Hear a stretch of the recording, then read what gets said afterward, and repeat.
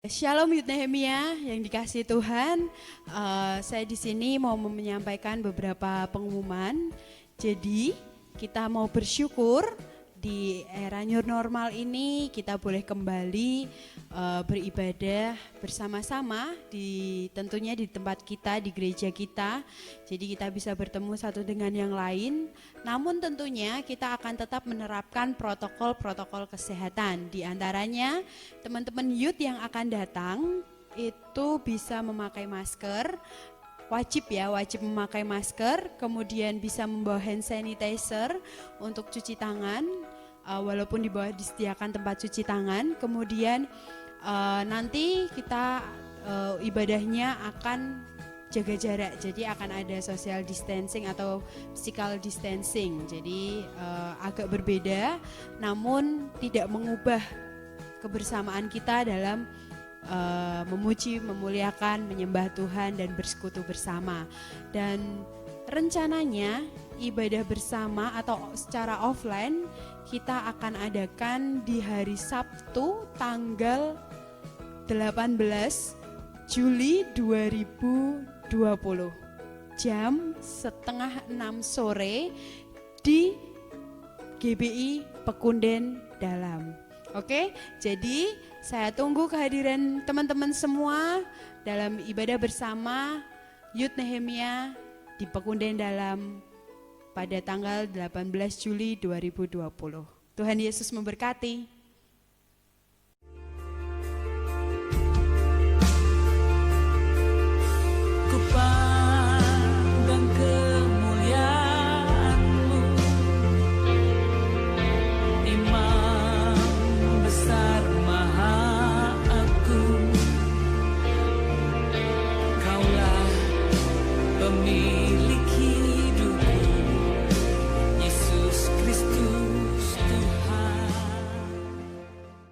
Shalom Youth Nehemia yang kasih Tuhan, luar biasa pada sore hari ini kita berjumpa kembali dalam kasih dan karunia Tuhan.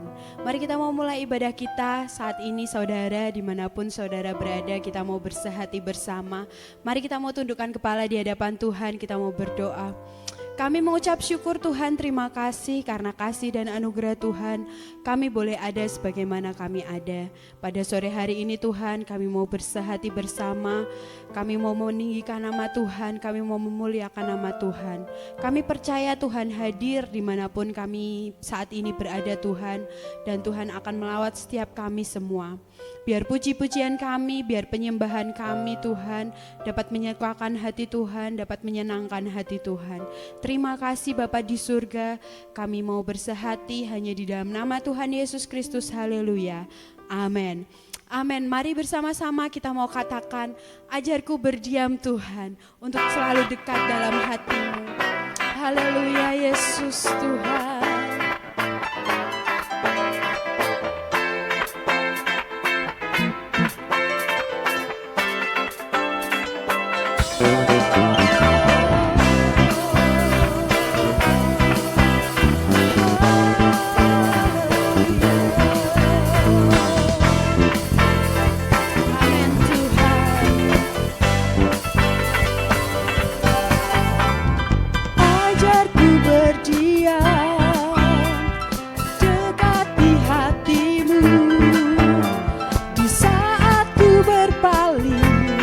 Temukan cintamu, di sana kau menanti untuk bawaku lagi bersekutu dalam damai yang sejati. Katakan bersama, oh ku rambah hadirmu.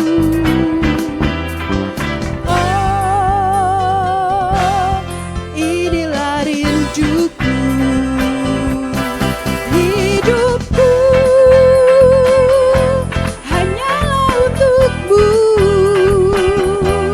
segenap hatiku kagum akan kebaikanmu, dan nafasku menceritakan kasihmu. Ajarku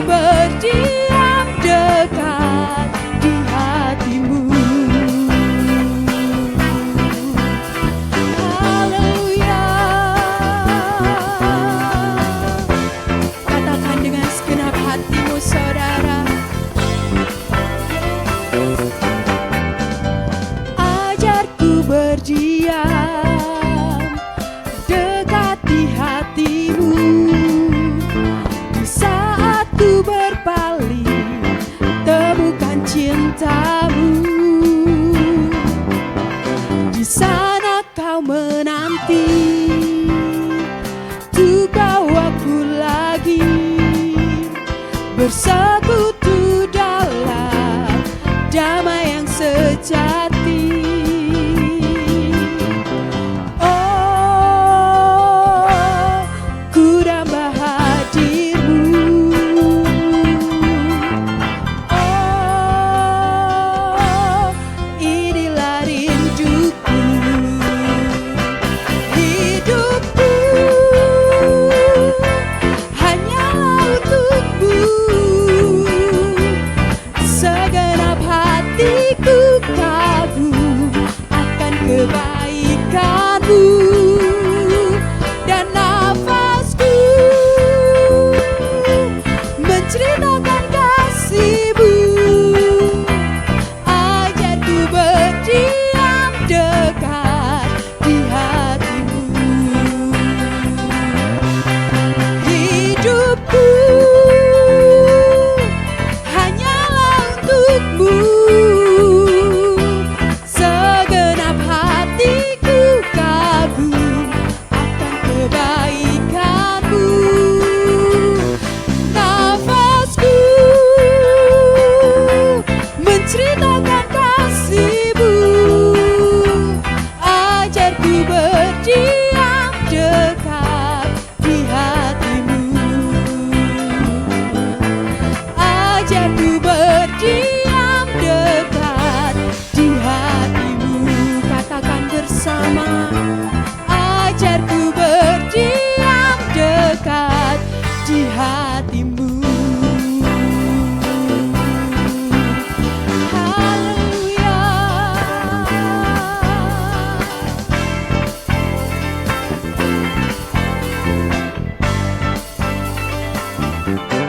Amin. Puji nama Tuhan.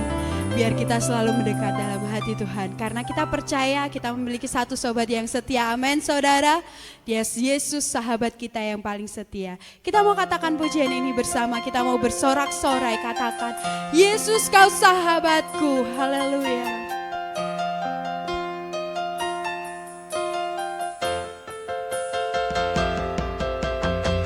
Mari saudara kita mau bertepuk tangan di hadapan Tuhan. Haleluya Yesus.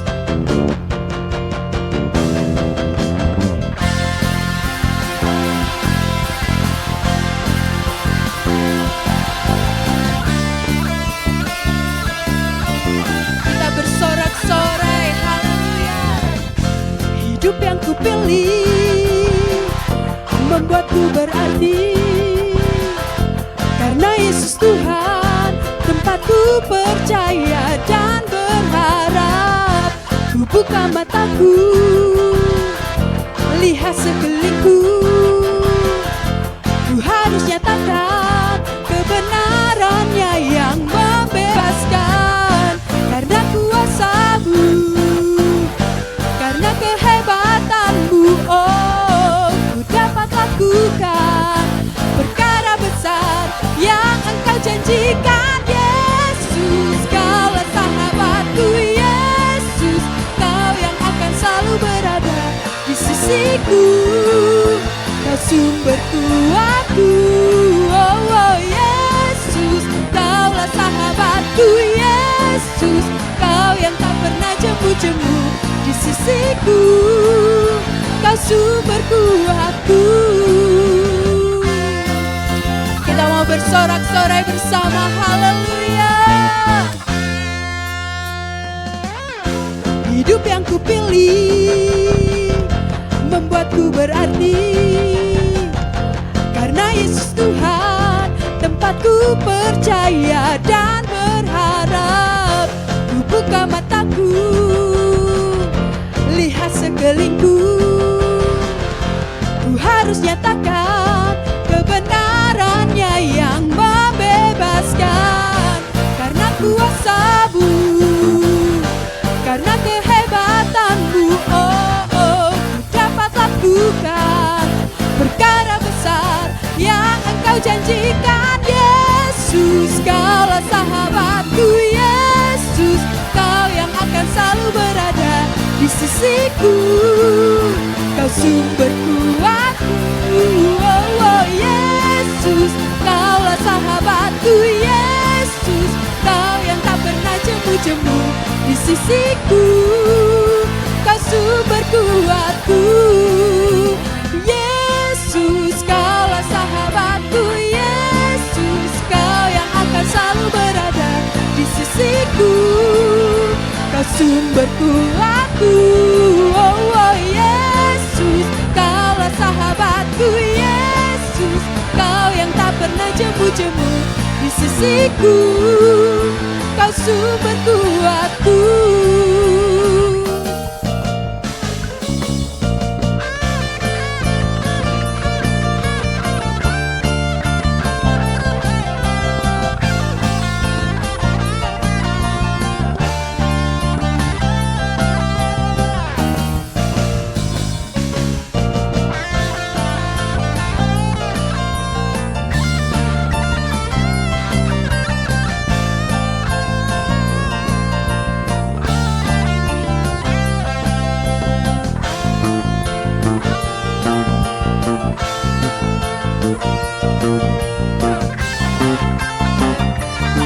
Haleluya, kita mau katakan bersama, Yesus, Kaulah sahabatku. Yesus, Kau yang akan selalu berada di sisiku. Kau sumber kuatku, oh, oh Yesus, Kaulah sahabatku. Yesus, Kau yang tak pernah jemu-jemu di sisiku. Kau sumber kuatku, Yesus, Kaulah sahabatku. Yesus, Kau yang tak pernah jemu-jemu di sisiku. Kau sumber kuatku, oh, oh Yesus, Kaulah sahabatku. Yesus, Kau yang akan selalu berada di sisiku. Kau sumber kuatku, Kau sahabatku, berada di sisiku. Kau sahabatku selama-lamanya. Kau sahabatku, berada di sisiku selama-lamanya. Kita mau berikan tepuk tangan buat Tuhan. Haleluya Yesus. Kami bersyukur Tuhan, Kaulah sahabat kami. Mari saudara semua, pada sore hari ini kita mau siapkan hati kita. Kita mau datang. Izinkan kami untuk mengenal-Mu Tuhan.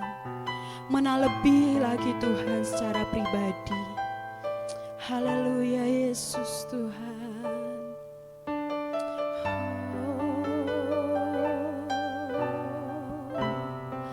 Haleluya.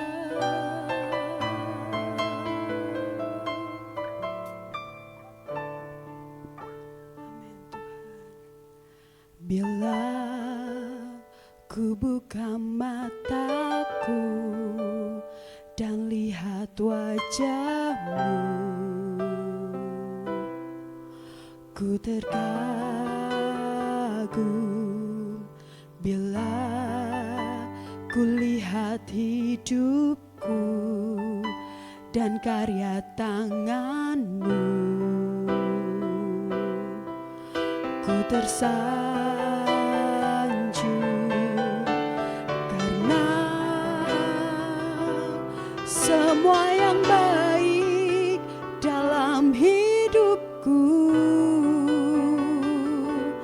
itulah karya-Mu. Kau beri kesempatan yang baru, dan ku ingin mengenal-Mu Tuhan lebih dalam dari semua yang ku kenal. Tiada kasih yang melebihi-Mu. Ku ada untuk menjadi penyembah-Mu.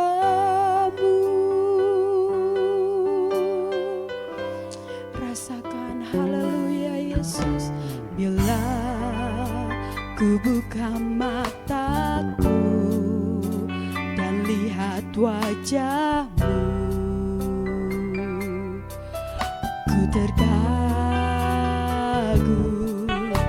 Bila ku lihat hidupku dan karya tangan-Mu, ku tersanjung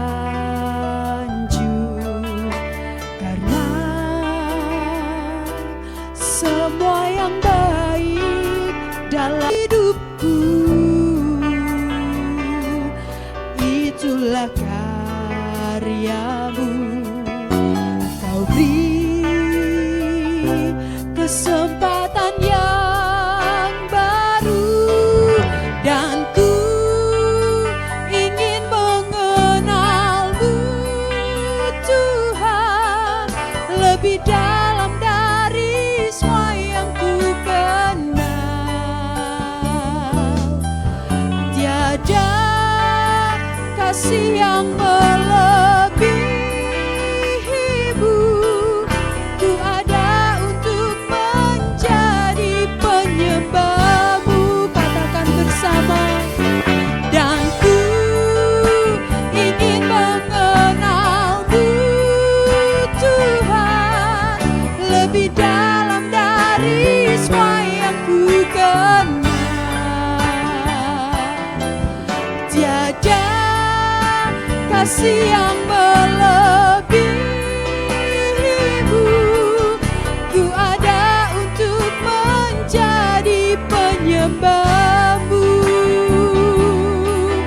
Ku ada untuk menjadi, ku ada untuk menjadi, ku ada untuk menjadi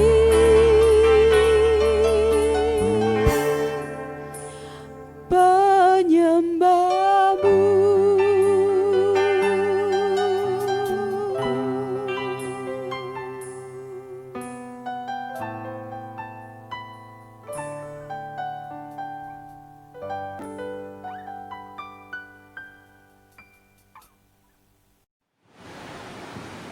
Ya, mari kita berdoa.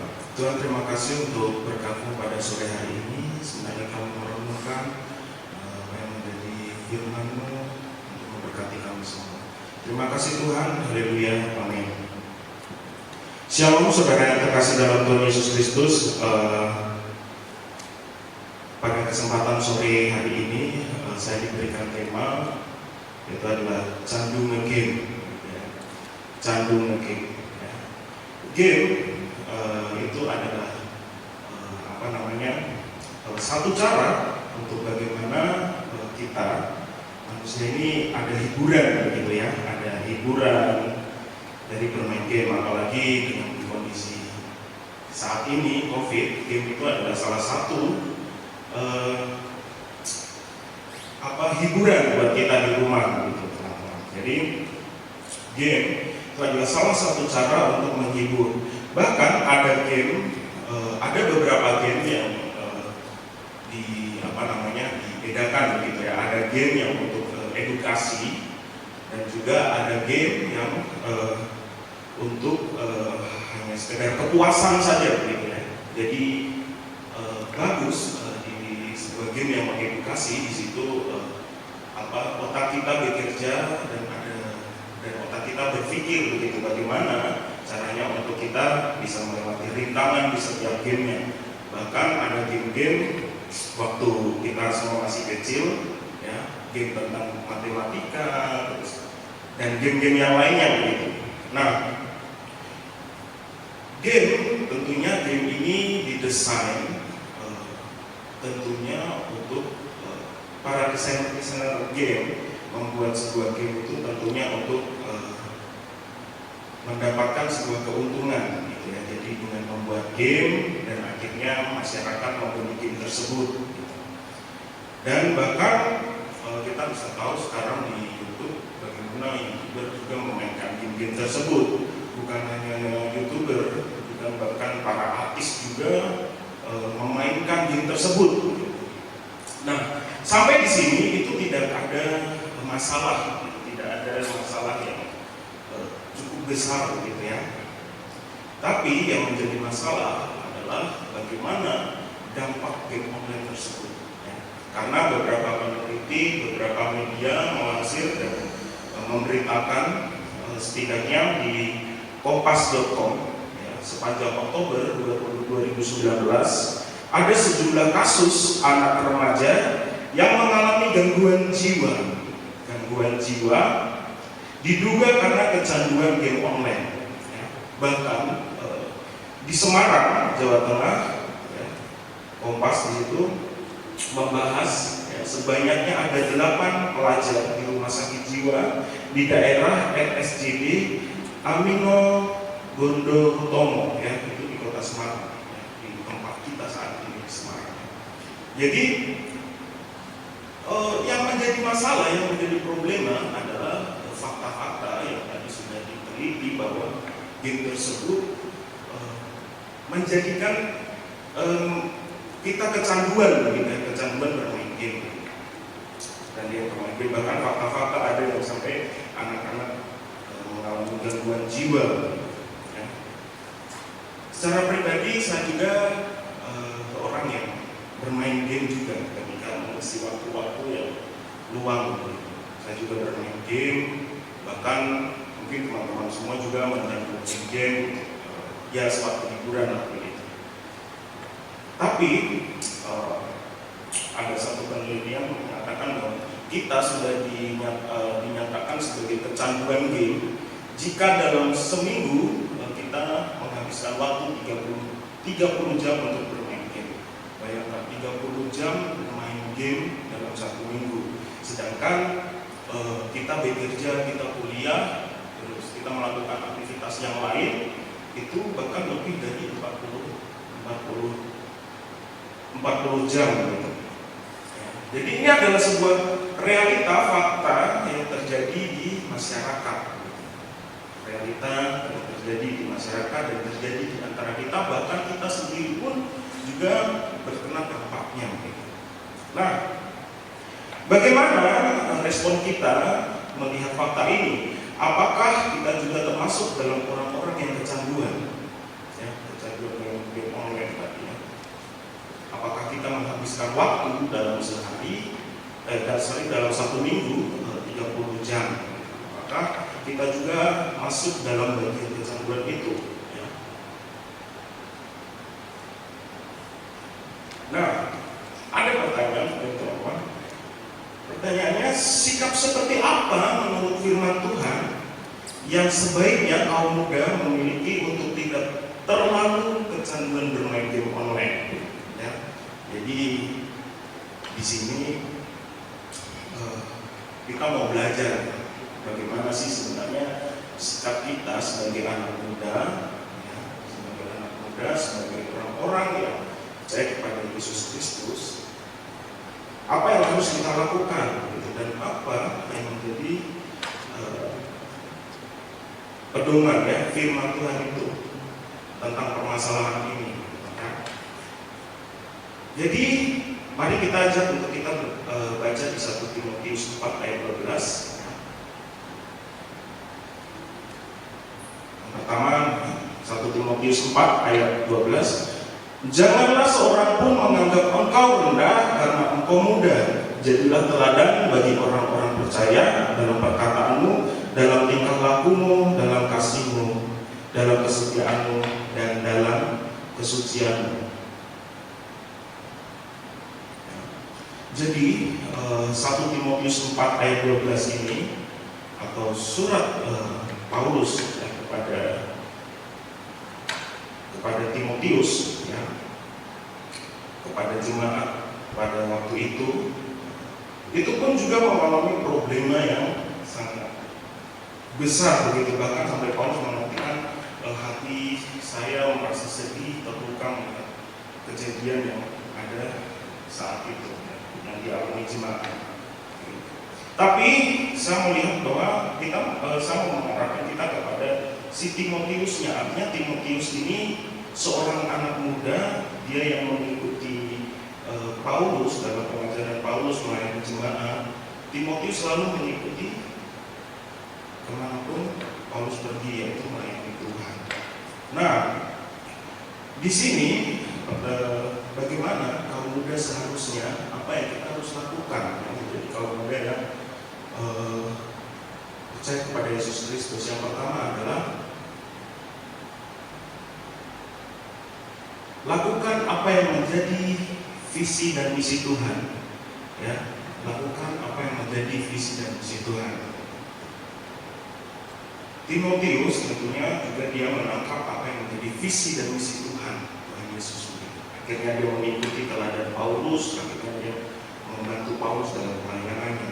Timotius adalah seorang anak muda yang pada waktu itu mengikuti Paulus untuk pelayanannya. Jadi sebagai anak muda, tentulah kita harus meneladani apa yang Yesus sudah lakukan di dunia ini. Ya, tentunya Yesus menjadi teladan yang sesungguhnya dalam kehidupan kita. Apa teladan-teladan Yesus yang sudah dilakukan untuk kita sebagai orang Kristen, kita sebagai anak muda lakukan? Ya. Mari saya ajak membaca di Yohanes 15 ayat 12. Yesus berkata, sama seperti aku, manusia datang bukan untuk dilayani, melainkan untuk melayani dan untuk memberikan nyawanya menjadi tebusan bagi banyak orang. Ya.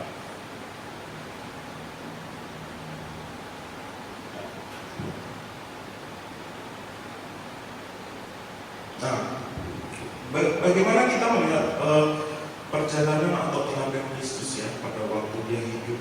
Tentunya waktu Tuhan Yesus waktu itu hidup dan karya keselamatannya yang dilakukan dalam dunia, itu juga mengalami problema yang sangat besar ya. Bagaimana orang-orang Yahudi saat itu ditindas oleh orang-orang Roma, dan penindasan itu banyak orang-orang yang betul-betul hidup dalam kesengsaraan, dalam kemiskinan, dalam sakit penyakit.